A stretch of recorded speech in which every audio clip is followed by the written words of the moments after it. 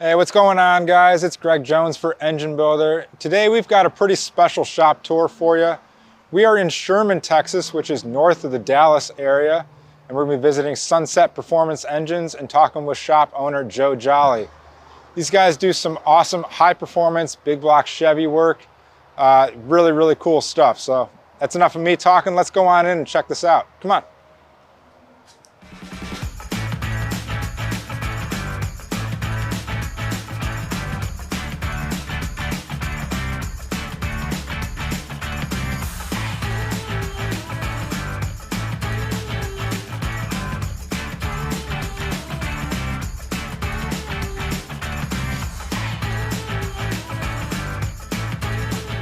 No shortcuts, no substitutes, no compromises. Great racers and engine builders choose Driven Racing Oil. All right, guys, so we are inside Sunset Performance Engines now. I'm joined by shop owner Joe Jolly. Joe. Yes, sir. Morning. Nice to meet you. Yeah, yes, nice sir. to meet you. Yeah. Finally face to face. Yes. Right, yeah. Yes. Obviously, we've talked over the years Yep. and done some stuff together on some articles. Sure. But, yeah, haven't been here in the shop. And Glad to have you. super excited to see what you have going on. I know yeah. you guys do a ton of really cool stuff, some high performance We do. Yeah. stuff on the Chevy platform. Yes, yes. It's really turned into that and kind of taken wings of its own. So, yeah, we just, a lot of pro stock background. So, we just try to push that technology into our stuff. And, man, it's working. You know? Customers are happy and engines are fast. That's what it's supposed to be. So, yeah.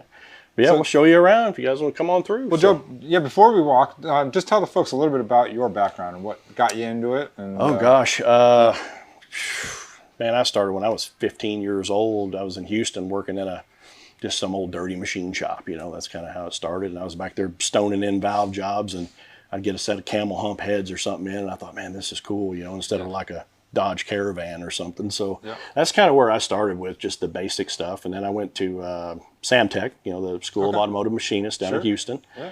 And as soon as I left there, went to Lingenfelder's and went to work for John Lingenfelder. That was great. Awesome.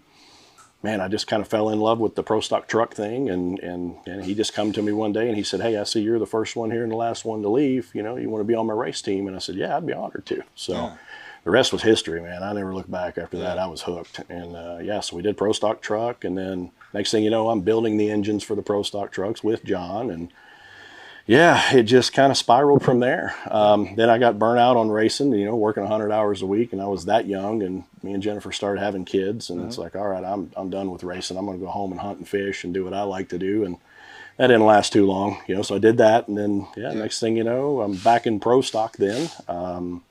Had a little stint in NASCAR. Didn't really care for that. Wasn't my bag. Then Bob Glidden called me. And, man, it was over from there. So, when Schumacher had the Mopar deal with Richie Stevens and Jed Coughlin Jr., Glidden called me and said, hey, I need help. Come help me. And he said, if your last name's Jolly and you survive John Lingenfelder, you'll survive me. Right. So, so I went and met Bob and never left, So Nice. we did that whole deal. That was great, and it was a wonderful time. Learned a lot. Then went to work for Larry Morgan after that when the Mopar deal kind of dried up, and that was had ran its course. Went to work for Larry Morgan for 2.5, 3 years, maybe something like that, and then went and did V. Gaines's program after that. So he was renting from Larry, and then wanted to go do his own thing, and it just kind of morphed into that. And gosh, I was there from 2008 through 12. Okay. And did that, and then then this. Now you've been so here 10 years here. Yeah. Awesome. Yeah. So just I got to work for a lot of great people and I learn a lot from a lot of badass guys. Yeah. Yeah. It certainly sounds like it. Yeah. And you put your time in. So. We did. Yeah. Awesome. And a couple of guys that work for me here have been on pro stock teams with me. Okay. So when I did this deal, they're like, hey, what about us? Yeah. I was like, well, you guys have jobs. They're like, no, we want to come to Texas too. So we got them down here, and rest is history. We're here. So got a great group of core guys, and man, everybody gets along. It's just a good shop atmosphere, which really helps. Yeah. And Joe, speaking of guys, tell the folks, how many full-time employees you have, and then about how much space you guys have. Including me, 7. We've got 8,000 square feet in this building. I think 4,000 in the one next door, and 3,000 out front. So, but this is the main shop. This is where pretty much everything goes on. The rest of the other 2 buildings are race cars and parts storage and, you know, empty crates and oil and fuel in the other buildings. Just helps hold that other stuff, right? It does, yeah. You can't have it all in one spot. You Right. just run over yourself. So, yeah. And we're sitting on 6.5 acres out here. So, Very cool. yeah. Excellent. All right, well, Joe, I'm going to let you take the lead here. I'll follow. And Okay, we'll run through and show you around the place, so come on. Okay, so this is a cylinder head area here. So this is where we do like flow bench testing. It's kind of hiding over here in the corner. Robert's putting a set of heads over here, setting installed heights on some now that have been, you know, washed and ready to go. Yeah. This is where we, over here in this corner, this is where we they kind of start here. We'll, you know, CNC them, which we'll get to that, but then we'll guide size them, then we'll valve job them, and, you know, then off to go hand blend and then wash and assemble. So. Okay, very nice. How many heads do you guys get through in a... Oh gosh, well, it'd be, time? if we're doing 200, 250 engines now, we used to do more, but the engines have gotten so much more complicated and take more time that we're probably down to 200 to 250 a year now. Okay. So yeah, it'd be 400 or 500 cylinder heads, you know, run through this place a year. So not counting the out the door cylinder heads, just that we do alone too. So then, yeah, this is assembly room here. So we've got 4 stations in here and try to keep it nice and clean. And everybody's like, man, I love your floor. It's not wood. It's like almost like a plastic plank, or like a rubberized plank floor. That vinyl. Yeah. Nice. Yeah, you can, if you screw up and drop a piston or something, it doesn't hurt it. So, but yeah, we're just putting 4 together here, and actually, all 4 of these are freshen ups for guys right now. So, yeah, and I understand you'll be in here every now and then a little bit, but yes, I mean, other employee Matt is kind of the main. Matt's the main assembler. He does 95% of them. I'll come in and do bearing clearances, or, you know, if I can be left alone, I'll snap a crank in or something, and maybe even a belt drive and a cam. And yeah, if I do one, I stay at night and do it where I can focus on it. I'll do a short block or something, then Matt can come in the morning and finish it. Yeah. And with my guys, a lot of guys are like floaters. They can do anything. Like Mario that's out here, we'll get to that, where he's machining all the blocks. If he's log jammed us on machine work, he'll come in here and we'll be 3 of us assembling in here. Yeah. So. But yeah, we've just finished a bunch, so we're kind of in reload mode right now, where we've pushed 4 new ones in, or 4 freshen ups in, and that's just kind of how it flows through here. So excellent. Driven Racing Oil's GP1 Nitro 70, trusted by top engine builders, winning racers, and devoted horsepower enthusiasts across the world. Driven takes legendary base oils, such as the ones from Brantford, Pennsylvania, which comprise our GP1 line. Then, we boost that superior base oil with state-of-the-art additive packages. Driven's GP1 Nitro 70 not only provides anti-wear protection, but can shield cylinders from washout and fuel dilution caused by methanol or nitro-based fuels. Learn more about Driven Racing Oil by following us on Facebook or Instagram at Driven Racing Oil, or shop now at drivenracingoil.com. And Joe, was this a facility that you guys built up, or was it No, the building was actually here. It was a museum. Really? Yeah, it was that's why you'll see a red line on the floor here and there. Well, that's kind of where this gentleman that we bought it from had it taped off and kind of roped off, where he had show cars in here. And it was just kind of a hobby shop for him. Anything with like metal walls, we've built, you know, just to kind of encase stuff and make it work for us. So. Yeah, so we got 2 dynos here. This is a Superflow 902. Yeah. This is where we dyno most of them. This is just a 632 SR20 we just freshened for a customer. We got to warm this up here in a little bit, so we might film that or something. Hear one of these. The folks would love to hear it.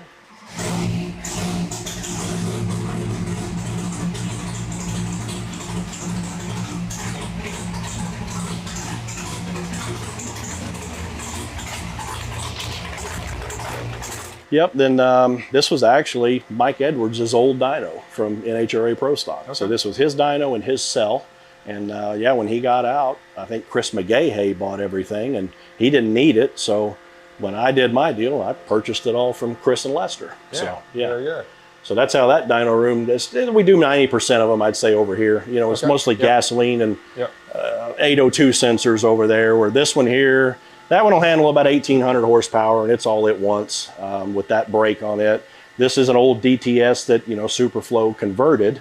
And yeah, this one, we've had 3,000 horse on it, and it's about all at once, but it's still happy there. So yeah, this is just a Pro Charger engine over here, and this is more, we've got like an aircraft EGT set up on here for the alcohol burning stuff. So we do a lot of roots blower stuff, Pro Charger stuff, and that's where this kind of resides over here, and that's all this dyno is really used for. Yeah. Yeah. Unless you ever break a dyno and that one's down. I was gonna say, it's nice having two. Oh yeah, I call them double trouble because they both cost me 10 grand a year to fix. But yes, I bet. One's always got something, but yeah, right now they're both working fine. Yeah, so fingers crossed.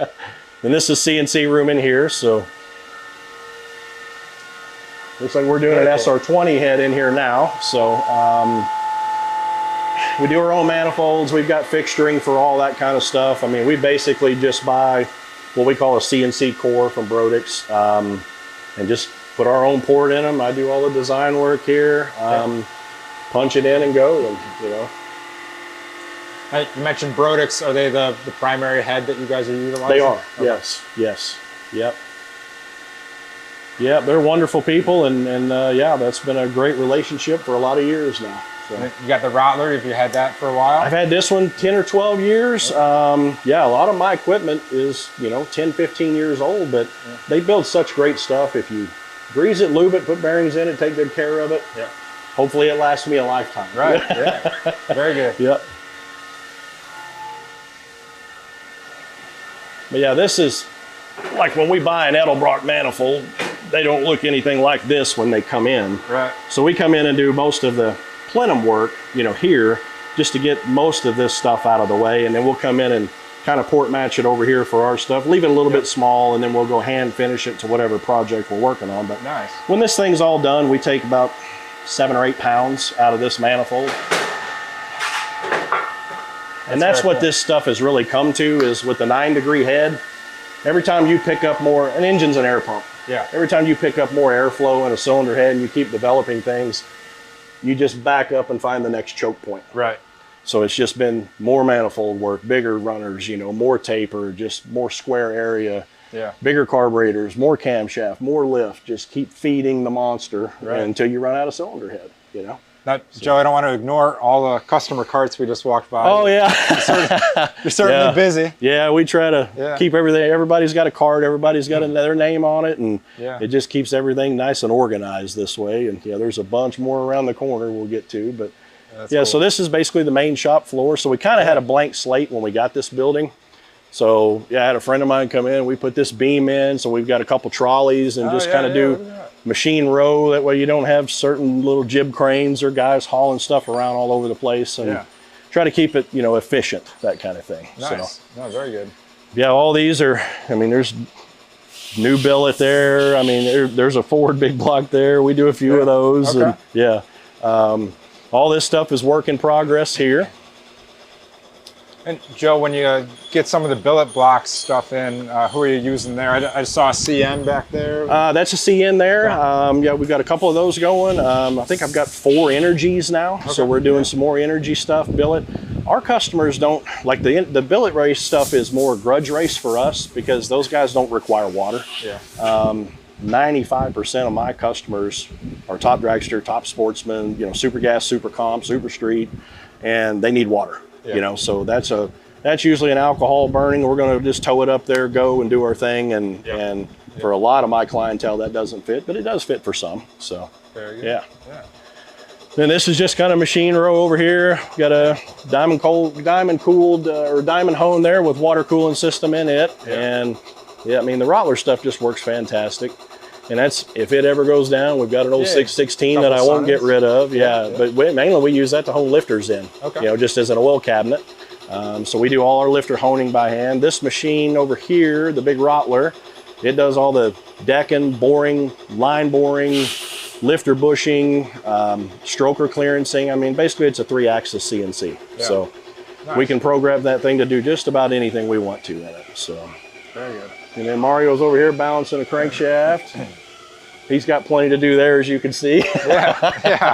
And so these are all getting balanced. Well, these are, either in motion to get balanced. Some of them, like he'll pull the new ones and then he'll put his bob weights and stuff and just kind of start everything out on this table. But when he gets to this point, it's usually this, go wash it, and then it's coming in for assembly. Because he runs usually 3 machines at one time right here. Okay, so this is just kind of his circle he runs in. But like I said, if he gets us full of stuff and we're like, man, he's got us loaded up on blocks, he'll come in and assemble with us. You know? So he can do anything in the shop too. So and then this is more customer freshen up stuff here. We just can't fit everything on one wall, so you got a stack of them here. And these are new builds over here in this line that we're starting to pull parts for. Okay. And Joe, you were telling me, you know, you almost don't need to take new customers. Like if you didn't take new customers for a while, you'd have plenty of work to. I feel like a doctor that's not taking on new patients or something. You know, I never thought I'd get to that point in my career, but man, we're just really, really blessed to have a great clientele and.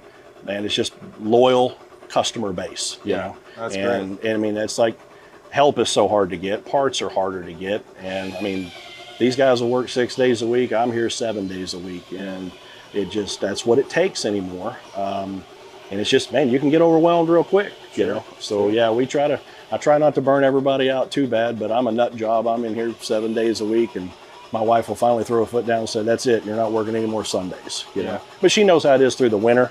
It's just go, go, go until your legs won't hold you up. So, Then everybody knows every shop has a dirty room. So this is the kind of sanding, grinding, bead blasting, welding, fabricating area, band saws, presses, that kind of stuff in here. Sure.